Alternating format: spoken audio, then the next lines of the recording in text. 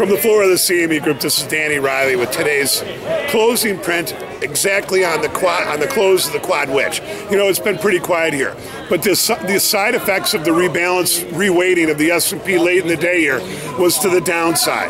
The S&P sold off as these imbalances came out, and they were very big. The Dow, 15 of the Dow 30 were for sale, big size.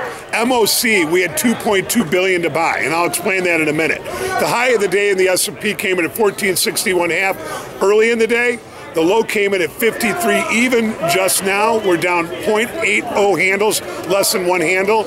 And last, we just made another low. Last, we're 1353. We're 1353 half. Total volume here is kind of low. They've got 1.45 million minis and about 6,000 big S&Ps traded.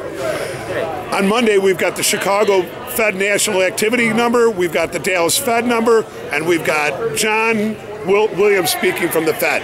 Now, what happened here is the rebalance is exactly that. They rebalanced the weighting in the S&P. That really, we don't think that had much of an effect. But what did have an effect was the Dow.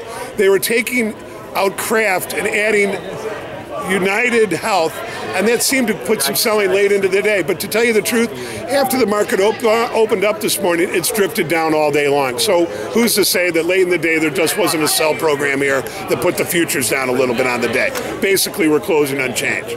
We'll see on Monday for the opening print.